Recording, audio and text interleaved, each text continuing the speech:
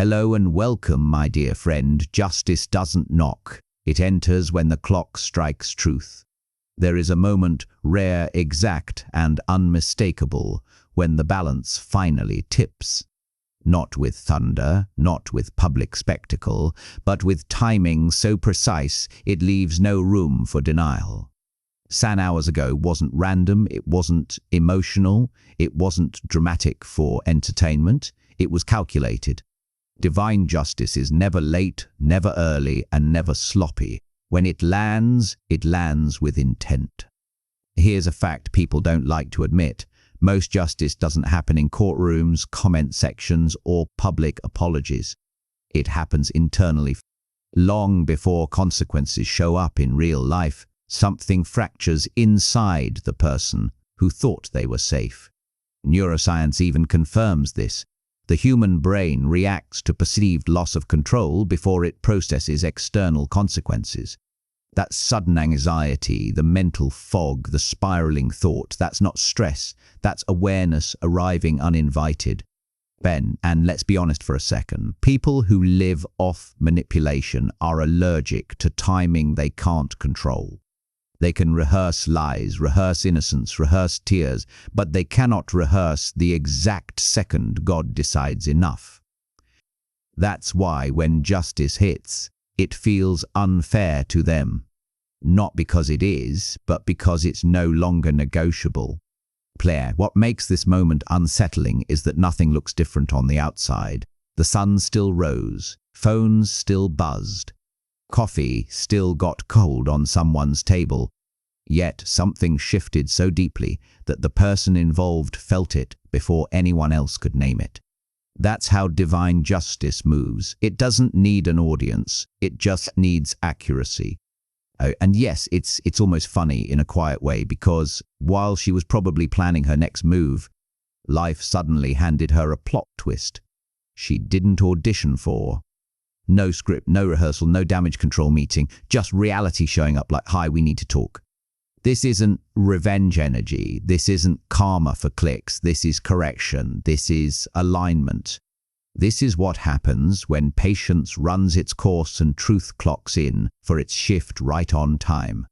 Stay with me, because once you understand how and why this kind of justice hits the way it does, you'll never confuse delay for escape again.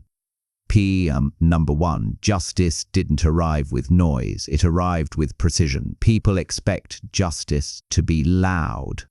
They think it shows up with arguments, exposure, embarrassment, or some dramatic public downfall. But real justice doesn't waste energy performing, it moves with accuracy. It targets the exact place that matters most, the place no one else can reach.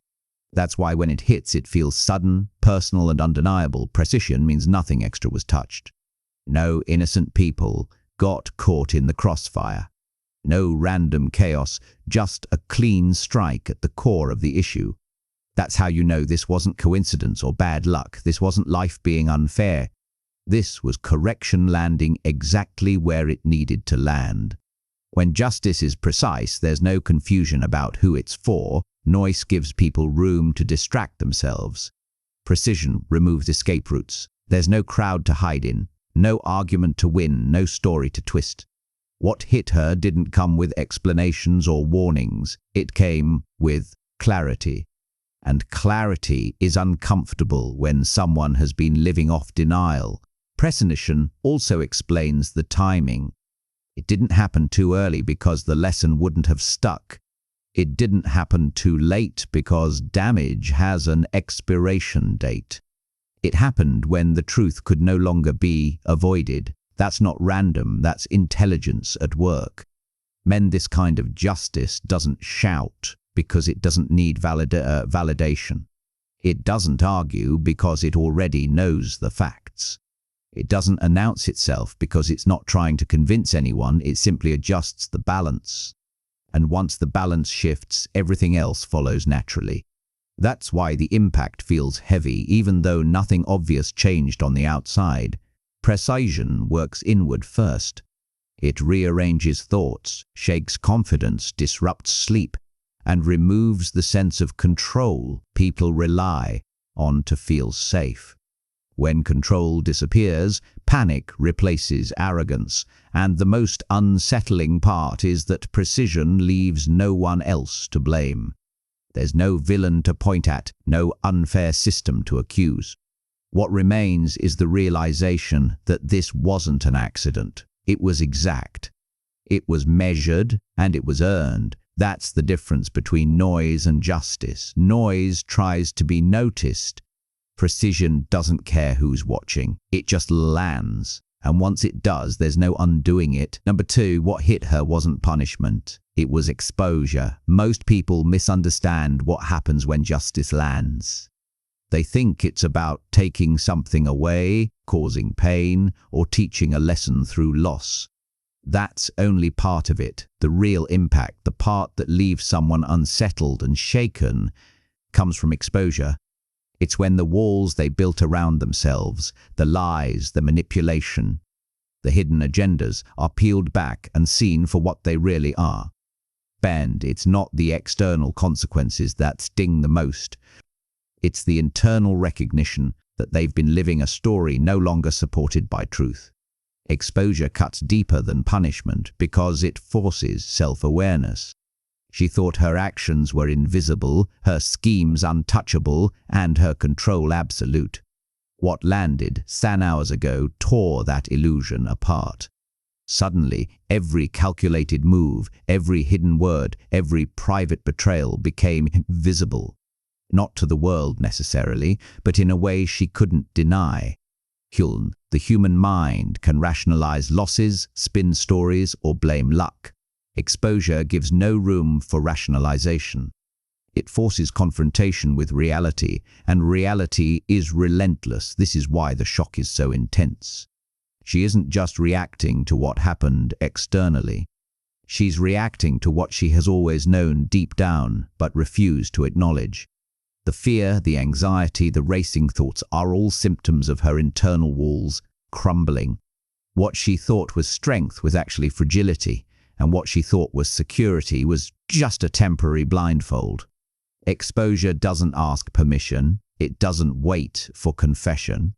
It simply removes the mask and forces a reckoning with who she really is. Exposure also explains why the moment feels unbearable. Punishment can be fought, appealed, or ignored. Exposure is unavoidable. It leaves no one to blame, no loopholes to exploit. She can't manipulate it, and she can't escape it. What remains is raw truth, and truth has a way of making people confront themselves in ways nothing else can. When justice hits, what terrifies is not the loss, it's the mirror. Exposure ensures that the person who thought they were untouchable sees themselves exactly as they are. And that is far more powerful, far more permanent, and far more devastating than any punishment could ever be.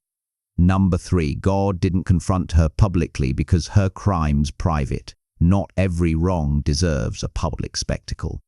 Some actions are hidden in shadows, whispered in corners, and carried out when no one is looking. That's exactly what makes them dangerous. They thrive on secrecy and assume invisibility is safety. The moment she felt the shift 10 hours ago, it wasn't because God needed an audience. It was because the truth had reached a point where it could no longer hide. Private actions require private correction, and that's exactly what she received. The subtlety of this kind of justice is what makes it so unsettling.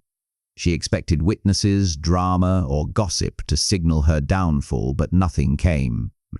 That's the difference between being caught and being exposed. Being caught can be managed with lies, excuses, or charm. Leaves no room to maneuver. Private sins receive private reckoning because the real damage is done internally long before the outside world ever notices. God doesn't need to amplify it for impact. He simply removes the shields, and the consequences follow naturally. This method also strikes at the very core of control. People who operate in secrecy rely on their ability to manipulate perception. They believe that as long as no one knows, they are untouchable. But the moment private corruption is confronted privately, all their assumptions collapse. There's no escape through reputation, no distraction through spectacle, no audience to sway with words. The reckoning is intimate, direct, and unavoidable. It hits where it hurts most, the mind and conscience. And the beauty of private justice is that it doesn't leave collateral damage. Others aren't dragged into the chaos. No one else suffers because of what she did. The impact is surgical, targeting exactly what needs to be corrected while leaving the rest untouched. This is why she feels exposed, anxious, and off balance even though nothing happened publicly. She's facing the reality she thought she could avoid forever. Private actions always meet private judgment first. And when that judgment lands, it cannot be negotiated, spun, or delayed. God doesn't need an audience to make the point clear. He only needs precision, timing, and truth. And that is exactly what she experienced 10 hours ago. Number 4, the shock came from how fast it happened, not that it happened. She didn't see it coming, not because she was unaware of her actions, but because she assumed time was on her side. People like her operate under the illusion that delay equals safety. They think that as long as consequences aren't immediate, they have immunity. That's where the misconception lies.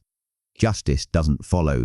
When it arrives, it hits at the exact moment it is meant to, sudden, precise, and undeniable. The speed of its arrival is what throws people off, not the fact that it was inevitable. Ban. She had built her life around control and manipulation, believing that patience could be exploited, that mistakes could be hidden, and that reality could be bent to her favor. 10 hours ago, all of that certainty shattered. Speed in divine justice is often mistaken for unfairness, but it's actually a form of clarity. It signals that delay was only temporary, that observation and endurance had run their course, and that timing was finally right for the truth to take hold. The psychological impact is brutal because it leaves no time to prepare. She couldn't rehearse responses, spin her narrative, or craft excuses. The mind scrambles when patterns assumed permanent suddenly collapse. That frantic realization, the shock, isn't about the punishment itself, but about the sudden loss of assumed control. People are more unsettled by how quickly reality catches up to them than by the reality itself. The speed also removes the comfort of denial.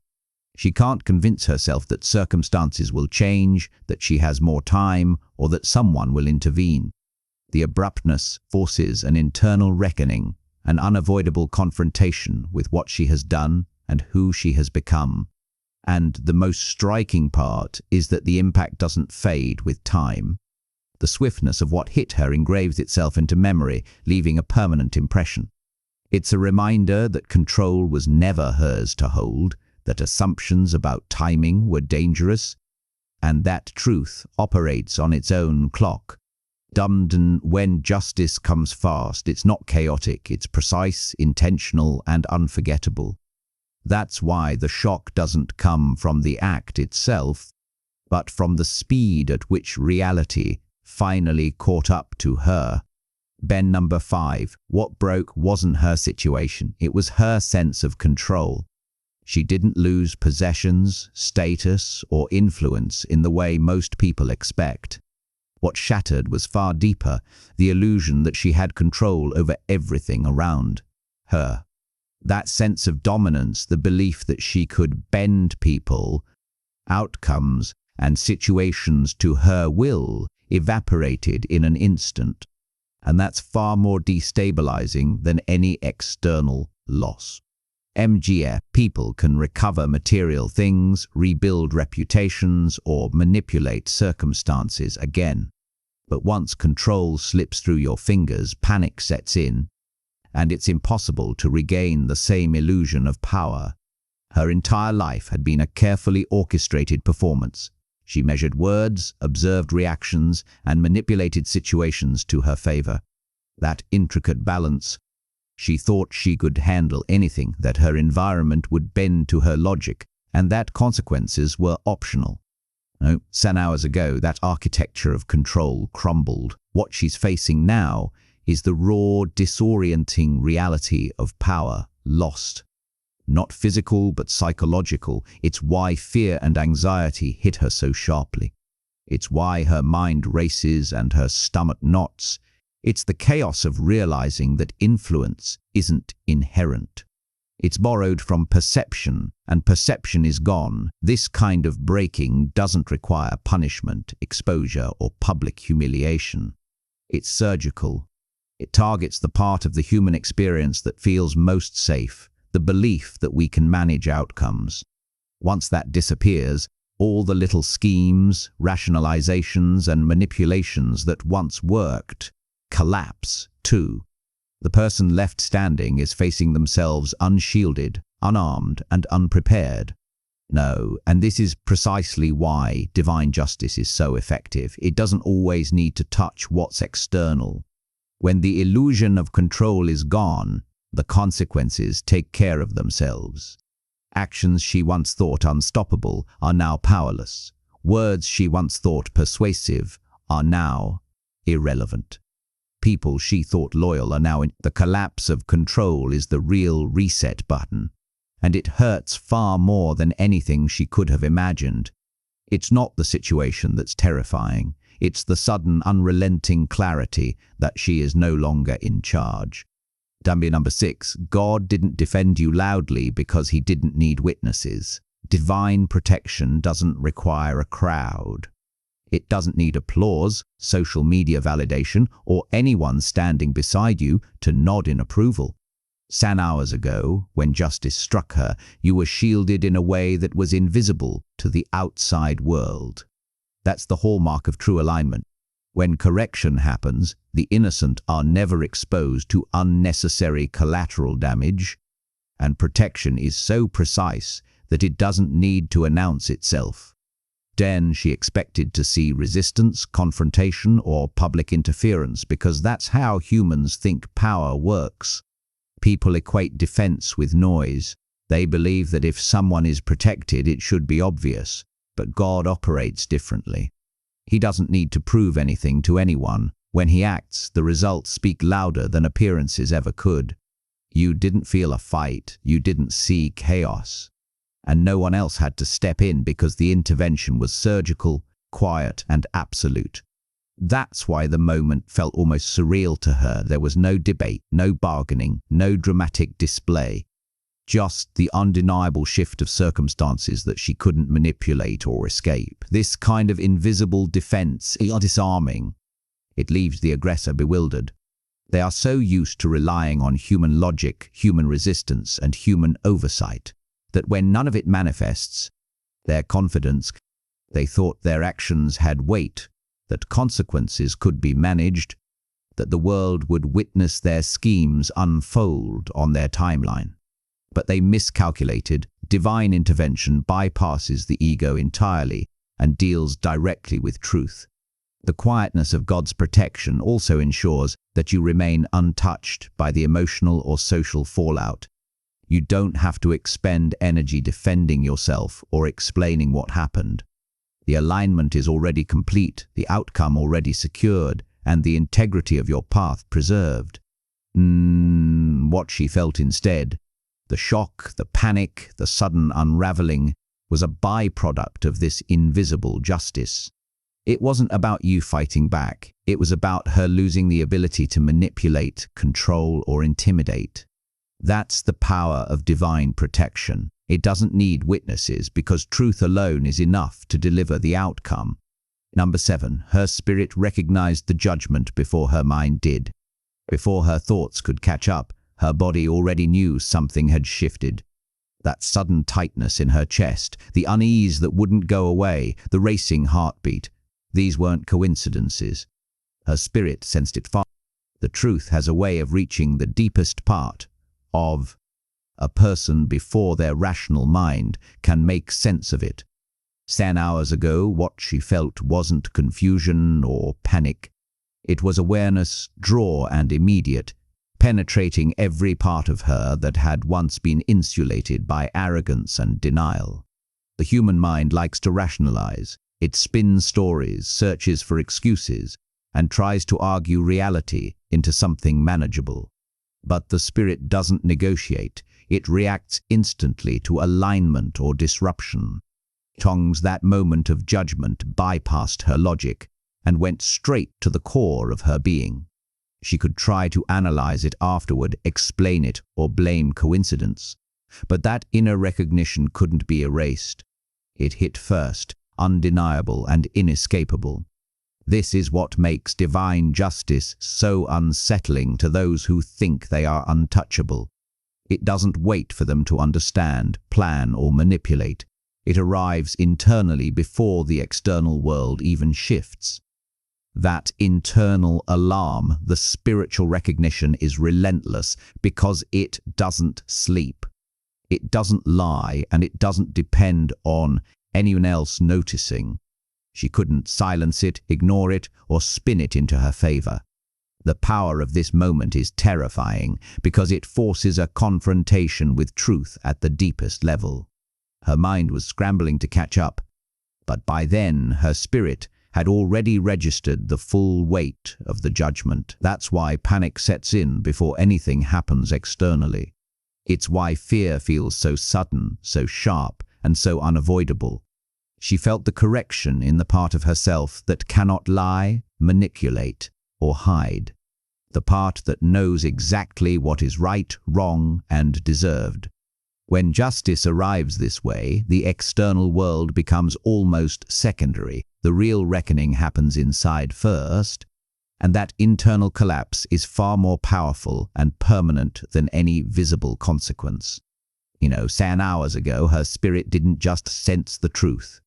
It declared it long before her mind could even process it. Number 8. What she's facing now is memory replay, not imagination. The moment she felt the shift 10 hours ago, it wasn't random fear or paranoia. It was memory catching up with her. Every choice, every hidden word, every action she thought was buried, resurfaced with unrelenting clarity.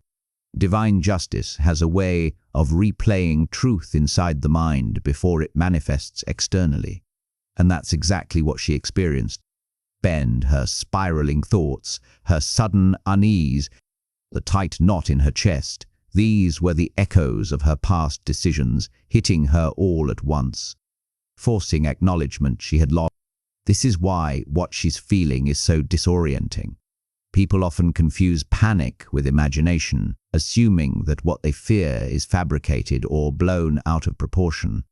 But memory replay doesn't lie, it doesn't exaggerate, it doesn't cater to comfort. It shows exactly what was done, exactly what was neglected, and exactly what consequences were building quietly over time. The moment isn't imagination, it's a collision with undeniable truth. Her past actions are showing up as present reality, and that realization is impossible to spin or negotiate with. It's also why external circumstances might not look drastically different, yet she feels everything collapsing. Memory replay works internally first, unraveling the mental scaffolding she relied on to justify herself. And every manipulation she once thought clever, every betrayal she thought invisible, every corner she cut now comes back to haunt her, unfiltered and undeniable. That internal reckoning is far more powerful than anything outside could be, because it attacks the core of confidence she once thought untouchable. This is what makes her reaction so uncontrollable. It's not fear of the future. It's the undeniable confrontation with the past. Her mind is forced to process what she already knows deep down. And her body responds with all the symptoms of someone losing grip. There's no escape, no denial, no spin.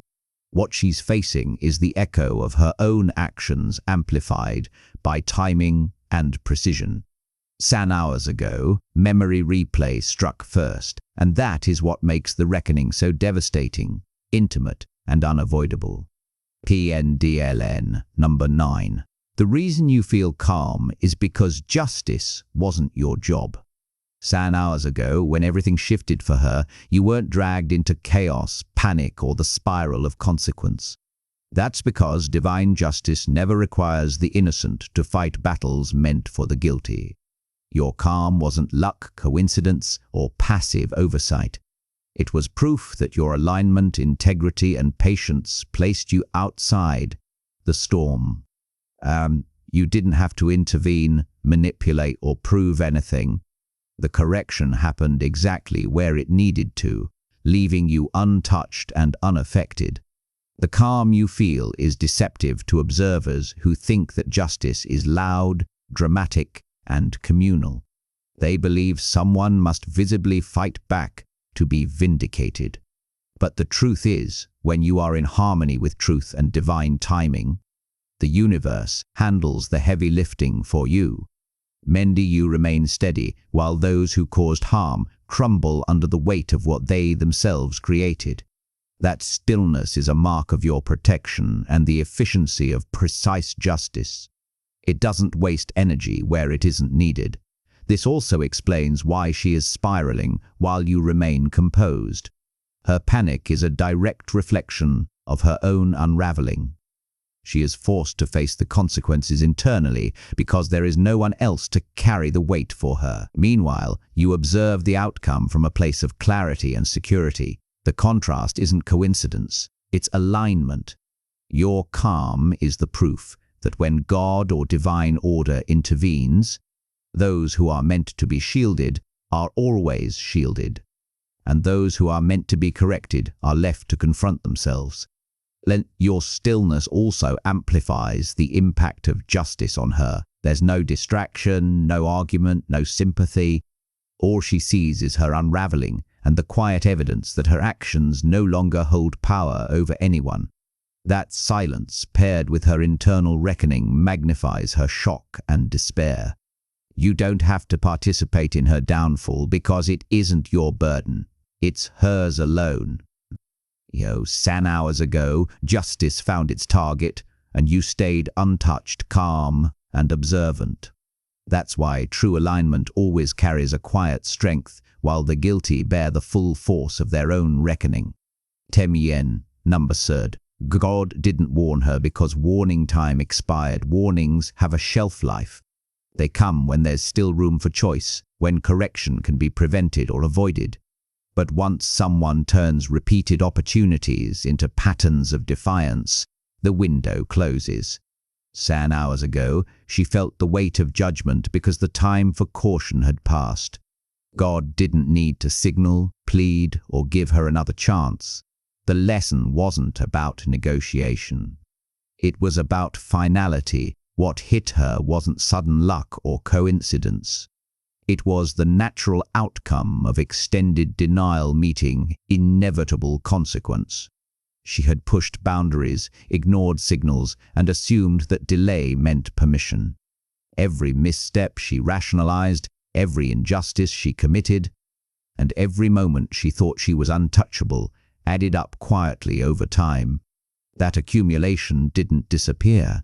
It simply waited for the exact moment when correction was unavoidable. Warning time isn't a guarantee, it's a period of mercy. Once that period ends, the consequences arrive with clarity, precision, and inevitability. She didn't feel warned because she had already exhausted every opportunity to course correct. The absence of warning is part of what makes this kind of justice so shocking. Humans rely on signals, hints, and signs to gauge danger. When those vanish, the fall feels sudden. But what seems abrupt is actually the result of timing, calculation, and alignment. The external world doesn't need to intervene because the pattern has already been established. The moment she experienced 10 hours ago was the logical endpoint of a trajectory she herself set in motion.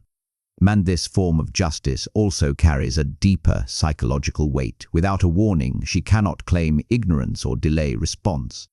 There's no room to argue, negotiate, or deflect. The reckoning hits straight at the truth of her actions and their unavoidable consequences. That's why panic is so intense. It's not fear of the unknown.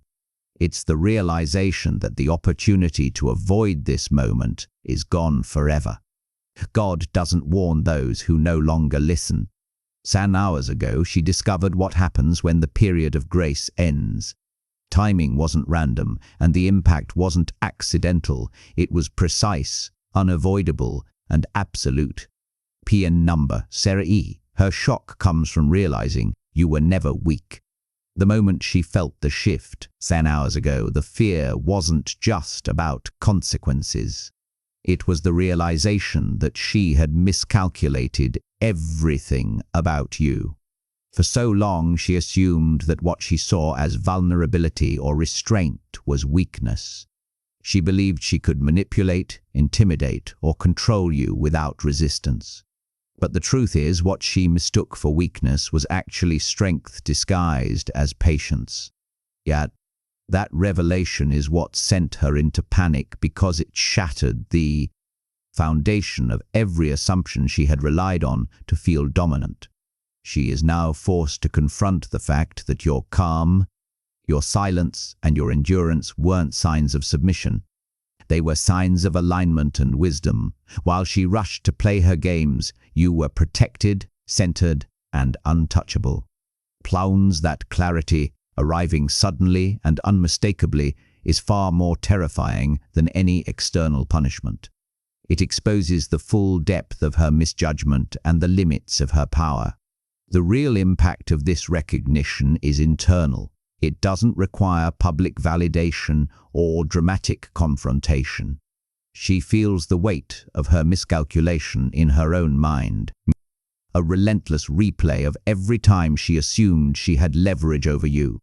PI. Her panic comes from realizing that all those moments where she thought she could bend reality to her will were illusions. You weren't vulnerable, and her belief that she could overpower you was false from the start. This is why the shift feels so immediate and heavy. You didn't need to act, argue, or fight. Your strength existed quietly, consistently, and without fanfare. The universe handled the correction while leaving you untouched. What she sees now, and what terrifies her most, is that the person she tried to undermine was never the person she could break. 10 hours ago, her entire perception of power, control, and dominance over you collapsed. She realized that the real force wasn't external. It was the quiet, unshakable strength you carried the whole time. That truth is not just humbling. It's devastating for anyone who believed they could outmaneuver it. Dong number star. The real punishment is that she now sees herself clearly. 10 hours ago, when justice hit, it wasn't about external consequences. It was about a confrontation with truth she had avoided for far too long. The most devastating part of divine reckoning isn't losing possessions, status, or influence. It's facing the unfiltered reflection of who you really are. For her, that reflection arrived suddenly, unrelenting, and impossible to spin. Every manipulation, every lie, every act of deceit she thought was hidden was now laid bare in her own mind. The weight of seeing herself clearly is heavier than any punishment that could come from the outside. This is why she is in shock. People can argue, excuse, or defend themselves against visible consequences, but they cannot negotiate with self-awareness. Bland, that moment of clarity strips away illusions, leaving only the raw truth. For someone who built a life on control, manipulation, and carefully curated appearances, this is unbearable. She must now confront the reality that her choices, intentions, and character are exactly what they are. No spin, no excuses, no audience to impress. What makes it even more devastating is that this clarity doesn't just touch her actions, it touches her identity. The person she thought she was, the version of herself she presented to the world, and the narrative she told herself to feel justified all collapse under the weight of recognition. This isn't just punishment, it's a reckoning of the soul, a mirror she cannot turn away from. And the brilliance of this kind of justice is its permanence. External punishments fade, apologies can be rehearsed, and reputations can be rebuilt. But self-awareness, once it pierces the illusion, doesn't leave. The discomfort, the shame, the realization of personal responsibility, all of it remains long after the world moves on. Some hours ago, she experienced the kind of reckoning that can't be undone. She now knows herself fully, and that knowledge is heavier than any consequence. It's intimate, inescapable, and absolute. The real punishment was never what happened to her outside. It was the truth she can no longer hide from inside. Number Sasan, this justice closed a door she can never reopen. Some hours ago, when the shift hit her, it wasn't just a temporary setback, it was a permanent boundary being enforced. Some consequences aren't about punishment in the moment. They're about ending cycles, closing chapters, and cutting access that was never meant to remain open. That's the difference between human correction and divine justice. One can be circumvented. The other is final. This closed door isn't just about opportunity, it's about control. She can no longer influence, intimidate, or benefit from what was once within reach. Every plan she made assuming access was guaranteed has failed. Every expectation she had about manipulating outcomes through that avenue is gone. The sudden recognition of this loss is what fuels panic, anxiety, and fear, because she now realizes that her previous leverage was an illusion. And the weight of finality is even worse because it comes without theatrics. She isn't publicly humiliated, and no one else needs to witness the closure. It lands quietly internally, and yet the impact is undeniable. That silent, absolute separation forces her to confront her miscalculations and the reality that she cannot return to what she lost. Some hours ago, she faced the truth that some doors are meant to remain closed, and when they do, it marks the end of opportunity, influence, and control. The lesson is permanent, unavoidable, and absolute. No negotiation, no pleading, and no attempt at manipulation will ever reopen it. The moment left her with one stark reality. Some things are gone forever, and divine timing ensures that the closure is both precise and irreversible.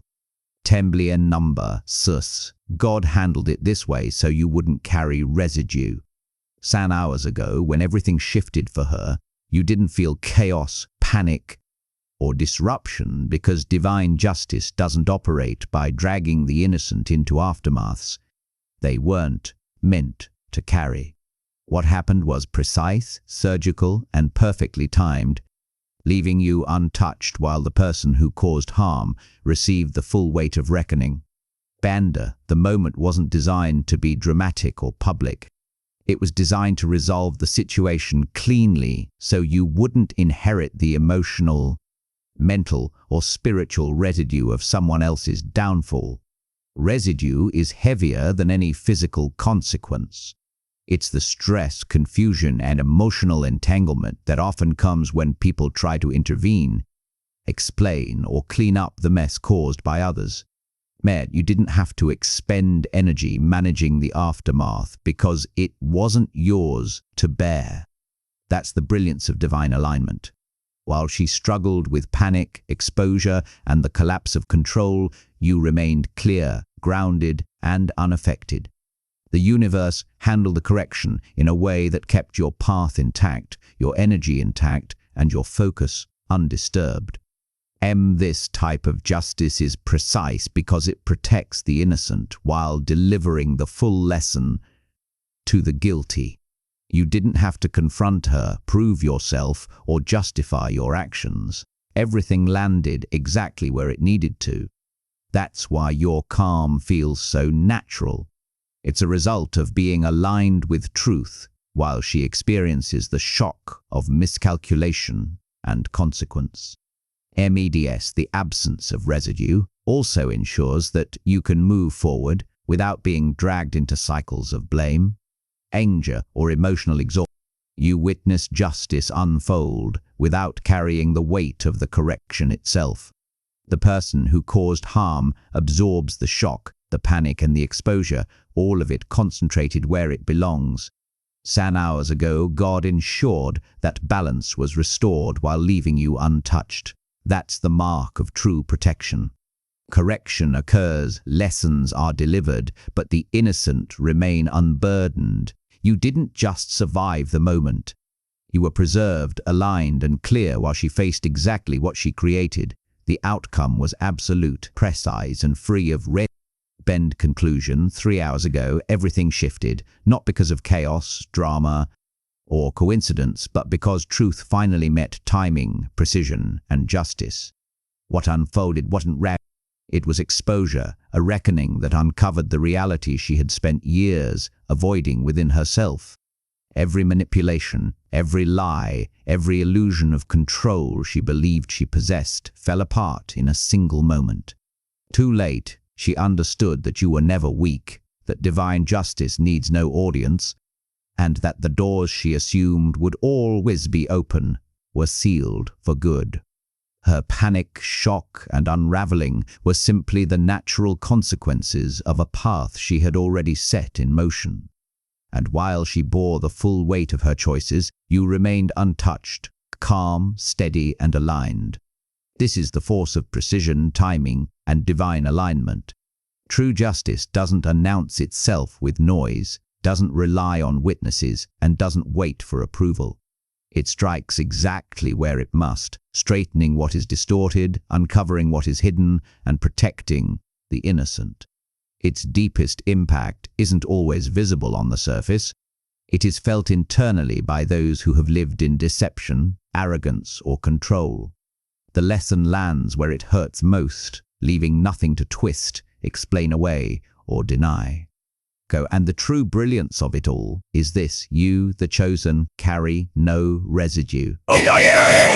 You are free, unburdened, and preserved, while the one who caused harm confronts the full weight of their reckoning. Grasping this moment change, it shows that timing outweighs effort, alignment surpasses struggle, and integrity safeguards more than power ever could. It reminds us that the universe, divine order, or God, doesn't merely correct. It recalibrates, ensuring truth is honored, injustice is addressed, and the innocent are protected. If this message resonated with you, stay connected. Subscribe to the channel for more deep, mind-awakening content. Like this video if it struck a chord. Share it with someone who needs to hear it, and leave a comment below to tell us how it made you feel. Your engagement helps spread these truths and keeps the conversation alive.